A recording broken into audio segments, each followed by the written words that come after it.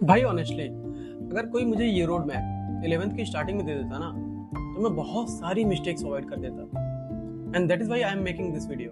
Hi, my name is Dev and I am currently an MBBS third year student और इस video में मैं तुम्हें मोटिवेशन नहीं देने वाला हूँ। मैं तुम्हें देने वाला हूँ वो एग्जैक्ट सिस्टम जो एक फ्रेशर को फॉलो करना चाहिए अगर उसको 2027 नीट क्रैक करना है तो। देखो 27 में भी हर साल की तरह 20 लाख से ज़्यादा बच्चे एग्जाम देंगे, लेकिन सीट कितनों को मिलेगी? 1 लाख के आसपास।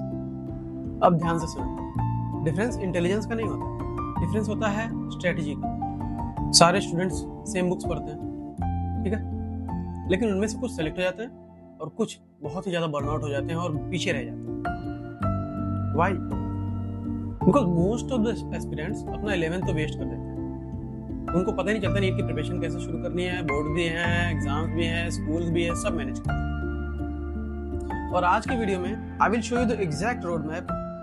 आई विश किसी ने मुझे बता दिया होता जब मैंने शुरू किया था, month by month, rule by rule and mistake by mistake. और अगर तुम भी नीट 2027 एस्पिरेंट हो तो ये वीडियो तुम्हें बहुत सारे स्ट्रगल से बचाने वाली है। So don't skip and watch till and. सबसे बड़ा मिथ क्या है कि 11th तो बिल्डिंग ईयर है, भी धीरे धीरे शुरू करना है, 12th में जाके नीट के बारे में सोचेंगे। और यही सबसे बड़ी गलती है। देखो जून में तो हर कोई मोटिवेटेड होता है, new notebooks, new coachings, new platforms, new mindset, new motivation. लेकिन सितंबर अक्टूबर आते आते इसमें से ज्यादा इसमें से मोस्टली बच्चों का बर्नआउट हो जाता है, बैकलॉग आ जाता है, फिजिक्स हार्ड लगने लग जाती है, केमिस्ट्री में ऑर्गेनिक समझ में नहीं आती है और बच्चे फिर ढेर सारे रिसोर्सेज इकट्ठा करने में लग जाते हैं कि शायद ये टीचर आसान पढ़ा रहा हो, शायद वो टीचर आसान पढ़ा रहा हो, उससे समझ में आ जाए। और यही एग्जैक्ट मिस्टेक मैंने भी की थी, क्योंकि मुझे लगता था कि लेक्चर्स अटेंड करना मतलब study. Because NEET doesn't reward attendance, it rewards retention, revision and problem solving. और जब तक मोस्टली फ्रेशर्स को ये समझ में आता है तब तक 12th स्टार्ट हो चुकी रहती है, बोर्ड के प्रेशर आ जाते हैं, घर वालों के प्रेशर आ जाते हैं, साथ वाले कुछ लोग अच्छा परफॉर्म करते हैं उनका भी प्रेशर आ जाता है, and that's why they fail even before the real NEET preparation begins. Now we come to the section 2, the 6 golden rules. देखो रोड मैप से पहले मैं तुम्हें 6 रूल्स देना चाहता हूँ जो तुमको दिमाग में फीड कर लेना है, बिल्कुल फिक्स हो जाने चाहिए। और ऑनेस्टली अगर तुमने ये फॉलो कर लिए तो तुम ऑलरेडी बहुत सारे एस्पिरेंट्स से आगे हो। Rule number 1, choose a coaching which completes it's syllabus with in the time. और ये इंपॉर्टेंट है, मेरे साथ ऐसा कई बार हुआ। मैं कोचिंग्स बिना देखे ज्वाइन कर लेता था, पॉपुलैरिटी के बेसिस पे, या फिर किसी भैया ने बोल दिया। पता चला कि उनका नॉर्मल सिलेबस ही, फर्स्ट डिवीजन ही मार्च तक जा रहा है, तो फिर मैं रिवीजन कब करूंगा? रिवीजन विंडो तो गई, क्योंकि जब हम फ्रेशर्स होते हैं तो हमारा पेस वही होता है जो कोचिंग का पेस चल रहा हो। इसलिए एक अच्छी कोचिंग चूज करना बहुत ज्यादा इम्पोर्टेंट। रूल नंबर 2, लेक्चर्स को बस अटेंड मत करो, उनको ऑब्जर्व करो। देखो क्लास या तो ऑफलाइन हो या ऑनलाइन, उन दोनों क्लासेस में मेंटली प्रेजेंट होना और फिजिकली प्रेजेंट होना, दोनों में बहुत ज्यादा डिफरेंस है। अगर तुम सिर्फ बोर्ड पे देख के नोट्स बनाते जा रहे हो और कोई भी तुम्हारा बैक ऑफ द माइंड में स्ट्रेटेजी नहीं चल रही है, रिवीजन नहीं चल रहा है, वो कॉन्सेप्ट्स नहीं चल रहे हैं, तो फिर वो किसी काम का नहीं। अगर तुमने उसमें आए हुए डाउट्स उसी दिन क्लियर नहीं किए, अगर तुमने उसके क्वेश्चंस उसी दिन नहीं लगाए, उसके short notes if you feel that you should make short notes of them नहीं बनाए, तो फिर तुम्हारा उस दिन वो लेक्चर लेना कोई प्रॉफिटेबल नहीं हुआ। टॉपर्स का सीक्रेट क्या होता है पता है? They don't leave any confusion for tomorrow. आज का आज खत्म। And rule number 3, make your own notes. देखो फिजिक्स में, केमिस्ट्री में, इनमें तो तुम्हारे अपने नोट्स होना बहुत ही जरूरी है। मतलब कि अगर कोई तुमसे कहता है कि एनसीईआरटी पढ़ना नीट के लिए बहुत जरूरी है, वैसे ही फिजिक्स और केमिस्ट्री के तुम्हारे पर्सनल नोट्स होना बहुत जरूरी है जो तुमने क्लास में टीचर के पढ़ाए जाते टाइम बनाए, ठीक है? क्योंकि ये नोट्स तुम्हें एक इंसाइट देते हैं, तुम्हें खुद पता होता है कि ये वाले टॉपिक में मैं प्रॉब्लम मुझे आती है, इसमें मैं गलती करता हूँ, यहाँ पे मैंने ये लिखा था, मैंने इसको ऐसे याद किया था, टीचर ने ऐसे बताया था इसको, तो वो चीजें तुम्हारे दिमाग में फीड हो जाती है। और ये सेम एडवाइस तुमको बहुत सारे टॉपर्स ऐसे ही नहीं देते, बिकॉज इट्स ट्रू। जो तुम चीजें खुद लिखते हो वो चीजें तुम्हारे दिमाग में ज्यादा टाइम तक स्टोर रहती हैं। देखो मोस्ट स्टूडेंट्स गलती क्या करते हैं कि शुरुआत तो वो नोट्स बनाने से करते हैं, क्योंकि शुरुआत में बहुत उनके पास मोटिवेशन रहता है, वो नोट्स बनाएंगे, शुरू में 1-2 महीने बनाएंगे, फिर उसके बाद उन्हें लगता है कि यार वो वाले भैया तो रिवीजन नोट्स दे रहे हैं, बहुत अच्छे हैं, मुझे नोट्स बनाने की क्या जरूरत है, सिर्फ लेक्चर देख लेता हूँ। सबसे बड़ी गलती तुम यही करते हो कि वो वाले भैया का पीडीएफ डाउनलोड किया और यहीं तुम्हारी पढ़ाई लग गई। So stop collecting resources and start building understanding. तुम्हारे खुद के नोट शॉर्ट, रीडेबल एंड रिवाइजेबल होने चाहिए। बहुत बड़ा पोथा लिख के भी कुछ नहीं करना है। तुम्हारे अपने पर्सनल नोट्स जो तुम्हें समझने में हेल्प करें, बस इतना होना चाहिए। Rule number 4, NCERT highlighting system. देखो, एनसीईआरटी बायोलॉजी, इनऑर्गेनिक केमिस्ट्री और ऑर्गेनिक केमिस्ट्री की बात कर रहा हूँ। तुमको इन तीनों में एनसीईआरटी मतलब मस्ट है, घोल के पी जानी है। और आगे बताता हूँ कैसे करनी है। फर्स्ट रीडिंग अंडरस्टैंडिंग, पूरी लाइंस पढ़नी है, सब कुछ अंडरस्टैंड करना है। सेकंड रीडिंग में तुम्हें हाईलाइट करना है। हाईलाइटिंग के लिए तुम कलर ग्रेडिंग यूज कर सकते हो, मैं तो कलर ग्रेडिंग नहीं यूज करता था। इससे तुम्हारा फायदा क्या होगा पता है? थर्ड रीडिंग में ये चीजें तुम्हारे एक्टिव रिकॉल में चलेंगी, तुम्हें फालतू की लाइंस नहीं पढ़नी पड़ेगी। तुम्हें इंपॉर्टेंट्स, पीवाईक्यूज और जो जहाँ से क्वेश्चंस आते हैं, जो तुमने हाईलाइट किए हैं या फिर नोट सर्कल किया है, लिख दिया है कुछ पेंसिल से, वही मेनली तुम्हें रिवाइज करनी पड़ेंगी। और वो एक्टिव रिकॉल होता है जिसकी जो दिमाग में ज्यादा टाइम तक फिट रहता है। और एक बात और, एनसीईआरटी के डायग्राम्स को तो बिल्कुल भी भूल कर भी मिस मत कर देना, क्योंकि नीट में डायरेक्टली डायग्राम से आ जाते हैं, क्वेश्चंस पूछ ले जाते हैं। Rule number 5, know your mistakes better than your strengths. मतलब समझाओ, क्वेश्चन तो सारे स्टूडेंट सॉल्व करते हैं, लेकिन उनको एनालाइज करना और उससे अपनी प्रीवियस गलतियों को सुधारना जो स्टूडेंट्स कर लेते हैं, वो सिलेक्शन के बहुत ही करीब पहुंच जाते हैं। अगर तुम चाहो तो एक मिस्टेक नोटबुक भी बना सकते हो अपने, जिससे तुम अपनी conceptual mistakes, silly mistakes, calculation mistakes, pressure mistakes track कर सकते हो और उनको करेक्ट कर सकते हो। क्योंकि अगर तुम अपनी मिस्टेक्स को ट्रैक नहीं कर रहे हो तो तुम इम्प्रूव में भी कर रहे हो, बट ये रैंडम इम्प्रूवमेंट होगी, क्योंकि जो तुम्हारी गलतियां हैं वो तो बिल्डअप होती जाएंगी ना।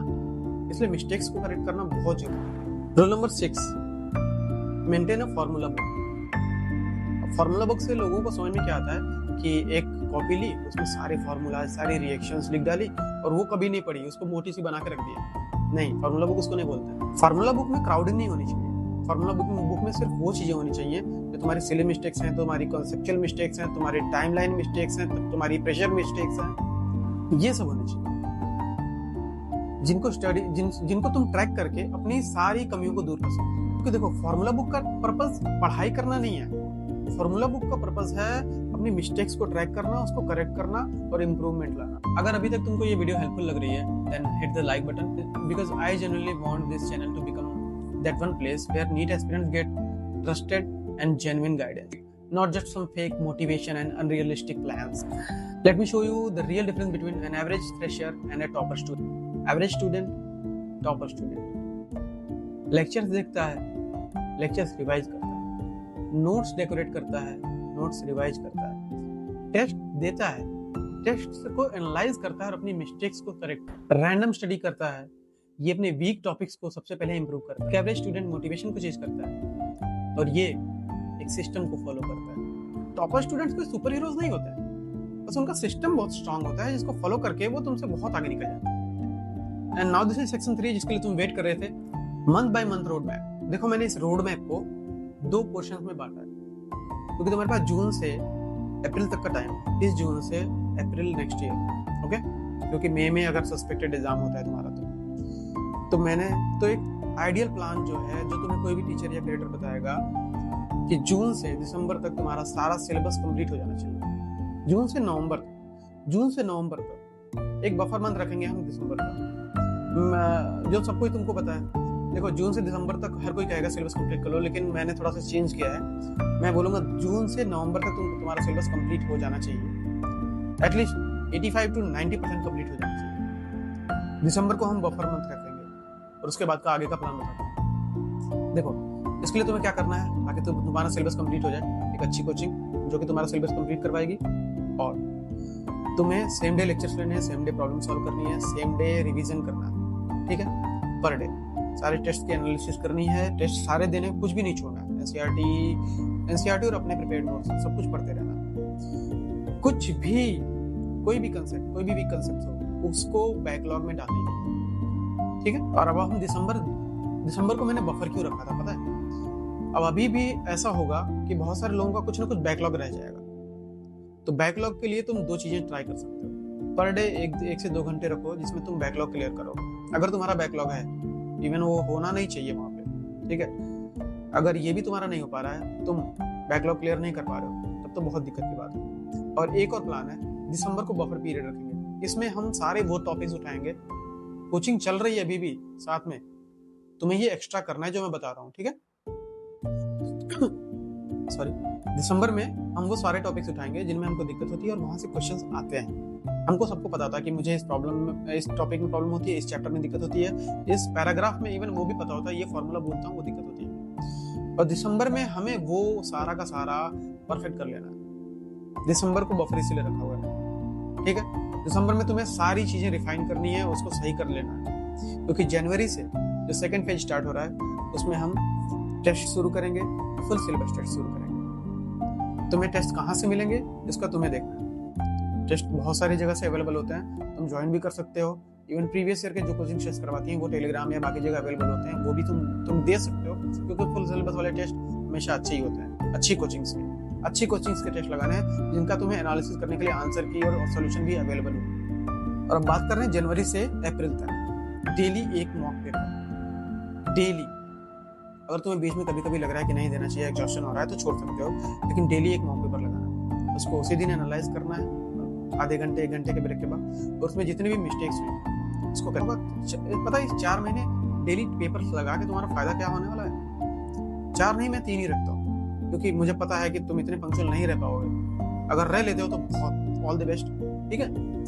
3 महीने में 90 टेस्ट पेपर्स होते हैं, ईटी रख लेता हूँ, उसमें भी कम कर देता हूँ। 80 पेपर्स में तुम जितनी भी मिस्टेक्स करोगे, पहले तो जितना सीखोगे वो बहुत है, जितनी मिस्टेक्स करोगे उसको करेक्ट करोगे, उससे तुम्हारा एक वो बिल्ड हो जाएगा कि मुझे इन क्वेश्चंस में दिक्कत है और मैंने इनको करेक्ट कर लिया है। ऐसे वाला क्वेश्चन अगर नीट में आता है तो मैं तो फोड़ दूंगा। तुम सोच रहे तुम्हारे पास कितने सारे क्वेश्चंस का डाटा तैयार होगा जो तुम्हें पता है कि ये वाली तुम गलती करते हो और ये वाली गलती कैसे नहीं करनी है। डेली पेपर्स लगाने से ये फायदा होगा तुम्हारा। मैंने पर्सनली लगभग 3 महीने डेली एक पेपर्स लगाए थे, और पेपर्स कभी कभी नहीं मिलते थे, मैं अपने दोस्तों से जो दूसरी कोचिंग में थे उनसे लेता था, क्योंकि देखो लास्ट में सारा का सारा क्वेश्चन प्रैक्टिस पे ही मैटर करता है।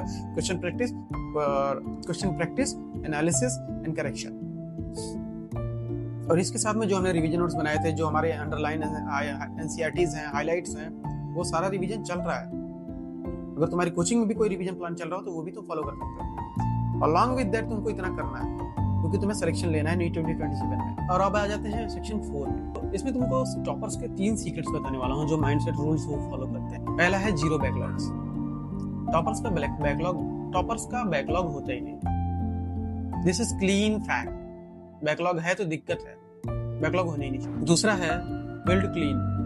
अगर तुम्हारा चैप्टर नंबर 3 वीक है, अगर तुम्हारी नॉर्मल कैलकुलेशंस वीक हैं, तो मैकेनिक्स तो ऑलरेडी वीक हो जाएगी ना। तुम्हारा बेस स्ट्रांग होना चाहिए। टॉपर्स हमेशा बेस स्ट्रांग बना के चलते हैं ताकि आगे वाले चैप्टर्स में उनको दिक्कत कम हो। Rule number 3 is revision through questions. किसी भी टॉपिक का रिवीजन तुम क्वेश्चन के थ्रू जितना अच्छा कर लोगे, उसको बार बार दोबारा लेक्चर्स देख के, बार बार नोट्स पढ़ के उतना अच्छा नहीं कर पाओगे, क्योंकि क्वेश्चंस तुम्हें बताते हैं कि किस टॉपिक में कहाँ पे तुम लैग कर रहे हो, कहाँ तुमको दोबारा देखने की जरूरत है। ऐसा तुमको पढ़ते टाइम नहीं पता चलेगा। पढ़ते टाइम तो तुमको लगेगा कि ये भी मैंने पढ़ लिया, ये भी पढ़ लिया, ये भी आता है, ये भी आता है। So that is the complete NEET 2027 road map. And trust me, शुरुआत में नीट की प्रिपरेशन बहुत हार्ड लगती है, लेकिन अगर तुम एक बार एक सिस्टम बिल्ड कर लो और उसको फॉलो करने लगो तो बहुत ही स्मूथ होता है। और अब से 1 साल बाद या तो तुम कहोगे कि काश मैं शुरू कर लेता, या फिर ये कहोगे थैंक गॉड मैंने शुरू कर लिया। एंड ऑनेस्टली ये डिसीजन आज ही शुरू होता है, वेट नहीं करना है। अगर तुम्हारा माइंडसेट 27 के लिए क्लियर है तो आज ही शुरू करना है। Save this video and send it to your NEET group. And also, if you want more real content around NEET strategy, medical college reality, things no one talks about, and medical college life, then hit subscribe. I'm Dev, currently an MBBS third year student, and see you in next one.